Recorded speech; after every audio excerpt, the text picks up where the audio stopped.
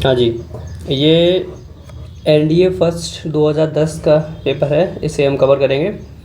And इससे पहले part first में इंग्लिश आती है एंड इस पार्ट सेकंड इसमें जीएस का पोर्शन रहता है। तो हम जीएस में सिर्फ जीएस करेंगे, साइंस छोड़ेंगे और साइंस अलग से देखेंगे। तो शुरू करते हैं। क्वेश्चन 51 इसे पूछा गया, coalition in India is the always a post poll phenomena. Coalition India में ऑलवेज पोस्ट पोल फिनोमिना है, तो ये गलत स्टेटमेंट है। एक तो यहाँ ये ऑलरेडी एक एस्टीमेट स्टेटमेंट बार डाला हुआ है ऑलवेज, तो यहाँ से आप इसे गलत मान सकते हैं। अच्छा, United progressive alliance was form after the Lok Sabha election 2004, तो सेकंड स्टेटमेंट सही है, तो इसका सही होगा ऑप्शन डी। सेकंड ट्रू है, ऑप्शन डी सही होगा इसका। ओके, क्वेश्चन 52 इसे पूछा गया था, constitution of India is a liberal constitution, तो ये स्टेटमेंट सही है। It provides fundamental rights to individual, fundamental right भी देता है, तो ऑप्शन ए सही होगा इसका। अब आते हैं क्वेश्चन नंबर 53 पर। इससे पूछा गया है, in order to create linguistic provinces in India the Congress party constituted Motilal Nehru committee in 1928। तो ये मोतीलाल नेहरू कॉन्स्टिट्यूशन का ये कमेटी नहीं बनाई थी, ये लिंग्विस्टिक के लिए दो कमेटी बनी थी। एक थी जेवीपी कमेटी बनी थी एंड दूसरी बनी थी धर कमीशन आयोग आया था, धर कमीशन। ओके, तो ये पहला स्टेटमेंट इसका गलत हो जाएगा। सेकंड स्टेटमेंट है, the Motilal Nehru committee suggestion creation of linguistic province in India, second statement सही है, तो ऑप्शन सही होगा इसका डी। ओके, नए क्वेश्चन पर चलते हैं। पूछा गया है, during the day winds blow from sea to land, बिल्कुल सही स्टेटमेंट है। डे के टाइम में विंड्स ब्लो करती हैं sea to land.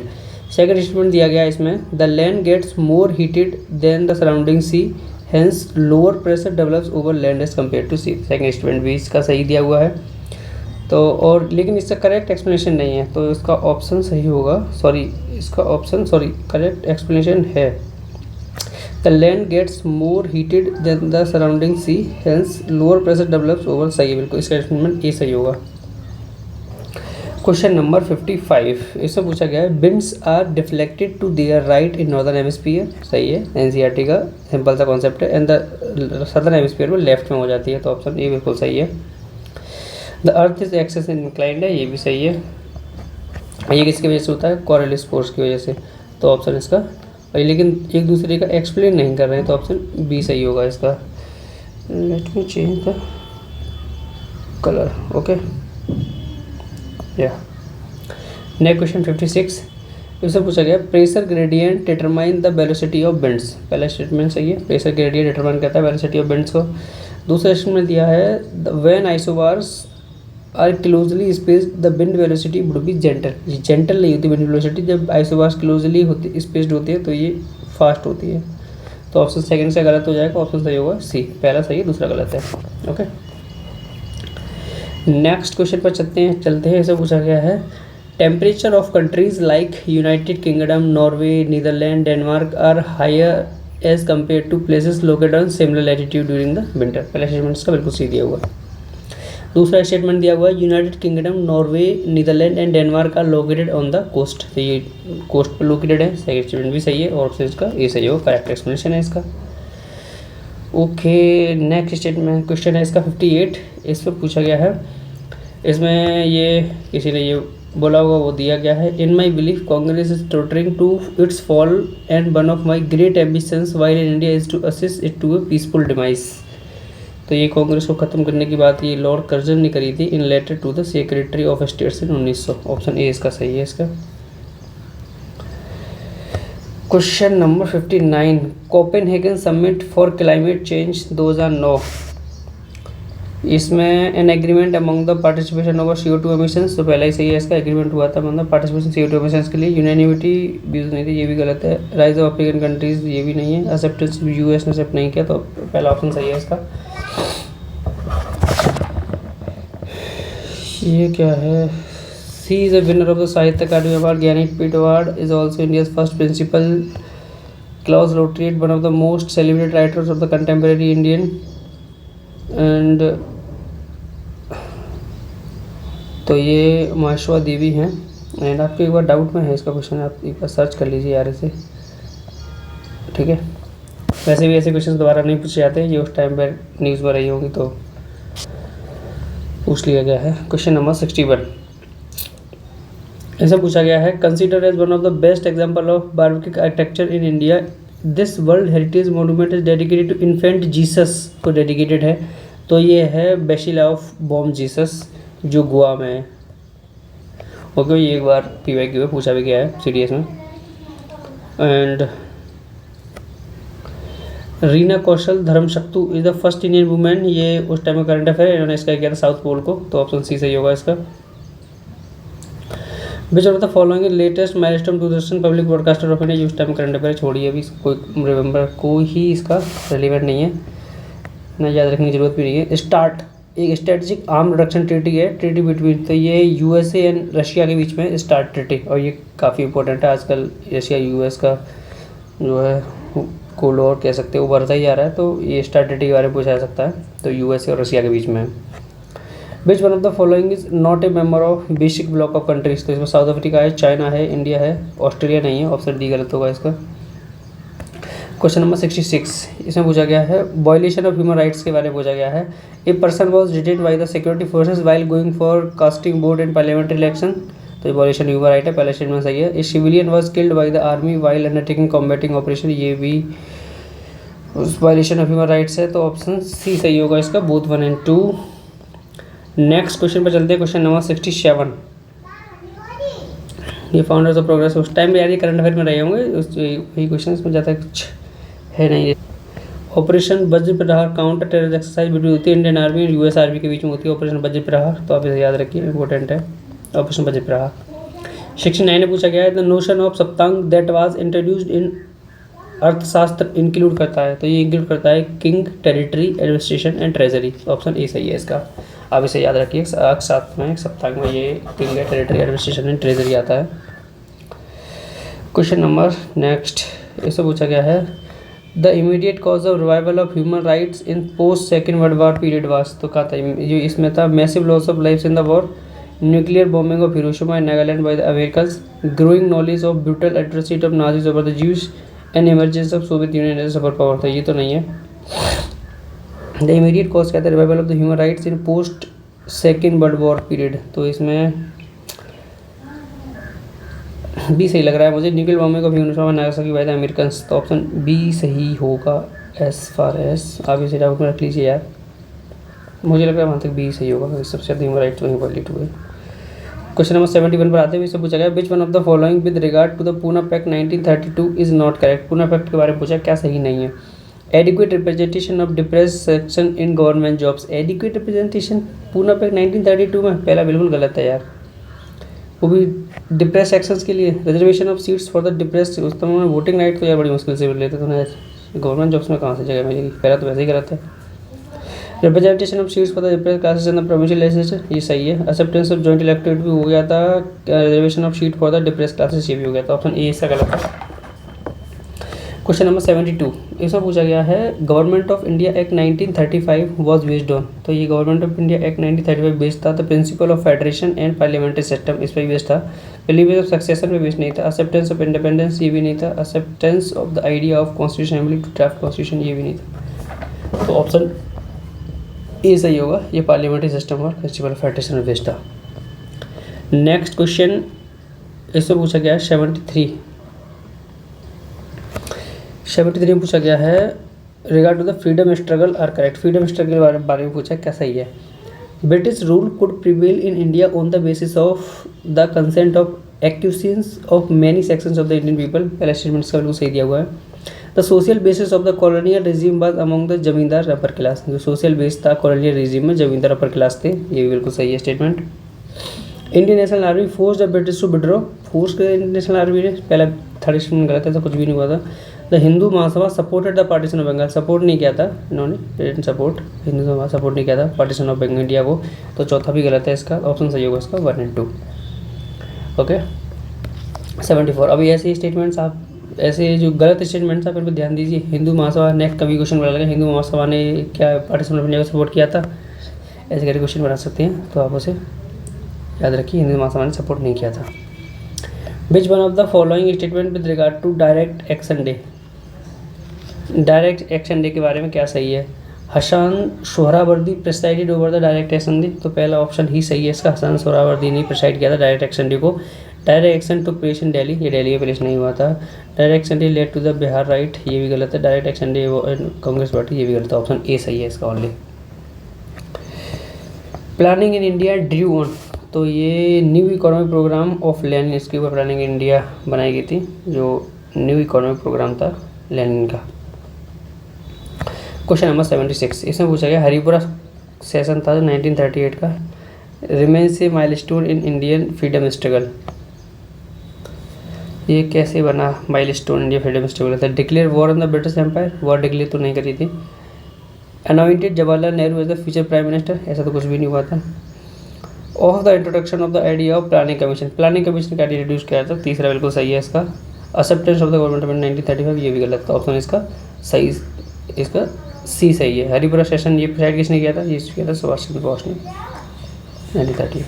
Okay, question number 77, इसे पूछा गया था constitution 19 third amendment act deals करता है, तो ये करता है लोकल सेल्फ गवर्नमेंट, ये गलत है। Extension of reservation in the educational institutions, तो ऑप्शन बी सही है, इसमें रिजर्वेशन देता है एजुकेशनल इंस्टीट्यूशंस में। नेक्स्ट क्वेश्चन पर चलते हैं, इसमें 78, इसे पूछा गया which of the following statement are not violative of the principle of federalism, principle of federalism में वायलेटिव नहीं है, तो इसमें पूछा गया है the president of India takes over administration of provinces under the emergency provision, तो वहाँ तो गवर्नर रहता है, यही गलत है यार। नॉट वायलेटिव, तो पहला तो गलत है इसका। The principle of India has exclusive power to make any law with respect to any matter, any law with any matter not enumerated in the concurrent list और स्टेट लिस्ट, पहले second statement बिल्कुल सही है।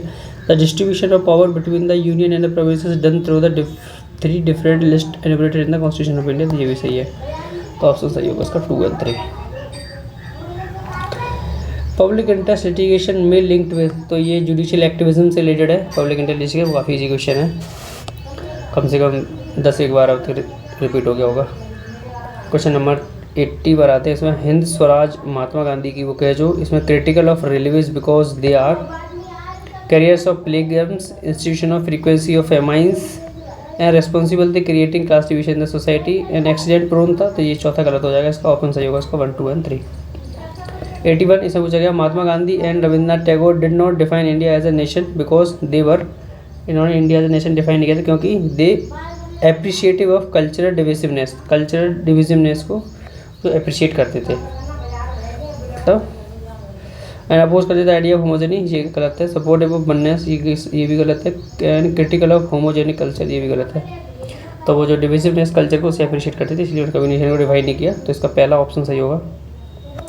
Socialism refers to, इसमें पूछा गया socialism क्या है, जिस स्टेट कंट्रोल इकोनॉमी होती है सोशलिज्म, तो ऑप्शन इससे बिल्कुल सही है। Next question, question number 83, Karl Marx के बारे में पूछा गया attainment of communism is possible, Karl Marx ने बताया था कम्युनिज्म अटेन किया जाता है only after resolution of tension between leader and, ये भी गलत है, तो गलत ही है। कंप्लीशन ऑफ परमानेंट रिवॉल्यूशन, ये भी गलत है। Emergence of exploitation free society, जब एक्सप्लोइटेशन में फ्री सोसाइटी इवॉल्व हो जाएगी तभी ऐसा हो सकता है, तो ऑप्शन का सी सही है, ऐसा कार्ल मार्क्स ने बोला था। इंडियन लुक ईस्ट पॉलिसी के बारे में पूछा गया है was articulated during the reign of H D Deve Gowda, देखो अभी इस पर जगह इफेक्ट डाल दिया एच डी देवगौड़ा, तो आप इसे डाउट कर सकते हैं। नेक्स्ट ऑप्शन दिया गया है it directed towards south east Asian countries, सही है। इट अबाउट कंट्रोलिंग टेररिज्म, ये भी सही है, टेररिज्म कंट्रोल करने के लिए है। Seek to develop bond among various countries on the basis of economic cooperation, तो चौथा भी सही है। ये तो काफ़ी जनरल सी स्टेटमेंट है। अब यहाँ या तो आपको ये करेक्ट पता होना चाहिए, हालांकि ये पी.वी. नरसिम्हा राव के टाइम में आर्टिकुलेट हुआ था, पी.वी. नरसिम्हा राव। ओके, तो ऑप्शन इसका पहला गलत है, पहला गलत ही आपका एक निकल जाएगा, और ऑप्शन आपका ये टेररिज्म कंट्रोल करने के लिए ये पीपल टू पीपल टाइज और कल्चरल एक्सचेंज के लिए बना है, तो ऑप्शन 3 भी इसका गलत होगा। ऑप्शन 3 गलत होती है, फिर 2 ये निकल जाएगी, तो ऑप्शन सही होगा 2 और 4, sorry for that. Question number 85 से पूछा गया cloudy nights are warmer than clear skies, cloudy nights जो वार्मर होती है देन क्लियर स्काइज, किसकी वजह से होती है, क्योंकि टेरेस्ट्रियल रेडिएशन की वजह से होती है, हीट ट्रैप हो जाती है यार, इजी सा कॉन्सेप्ट है एनसीईआरटी का। लैंड फॉर्म और एजेंट ऑफ डिपोजिशनल एजेंट्स पूछे गए हैं इसमें, तो आइसर वर्क्स है, ये बिंद डिपोजिशनल एजेंट है। स्टेलेग्माइट ये अंडरग्राउंड वाटर डिपोजिशनल एजेंट है। डेल्टा ये रिवर डिपोजिशनल और मोराइंस ये ग्लेशियर डिपोजिट करते हैं। तो ऑप्शन इसका आप देख लीजिए आप, A4B3 ऑप्शन डी सही होगा इसका, C1। ये कैलकुलेट करने वाला आंसर इसका आंसर डी होगा, आप इसे कैलकुलेट करके देख लीजिए। 88 से पूछा गया, as we proceed from equator to poles, अब इक्वेटर से पोल्स की तरफ जाते हैं तो डेली रेंज ऑफ टेम्परेचर क्या होगा? पिछली बात है घटेगा, डेली रेंज ऑफ टेम्परेचर घटेगा। एंड आपको ये पता होना चाहिए annual range of temperature increase होगा।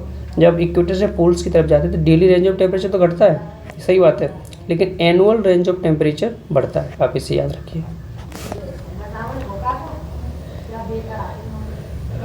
डोलम्स are characterized by uniform low pressure, तो इसका ऑप्शन ए ही सही है, इन हाई प्रेशर नहीं होता। डोलम्स ये इक्वेटर के 5 degree north and 5 degree south वाला एरिया होता है डोलम्स, और ये लो प्रेशर एरिया होता है, तो ऑप्शन ए सही है इसका। Glaciated regions are associated with, तो ग्लेशिएटेड रीजन्स ये यू शेप्ड वैली से रिलेटेड है। एंड वी शेप्ड ये रिवर्स बनाते हैं, बी सही है। 91 which of the following is generally found in sedimentary rocks, sedimentary rocks में जनरली क्या फाउंड होते हैं? तो शेल बनते हैं जनरली, जो सेडिमेंट्री रॉक्स होते हैं उनमें सेल। 92 उससे पूछा गया था, interval between 2 high tides is approximately, तो ये होता है लगभग 12 घंटे का समय होता है 2 हाई टाइड्स में।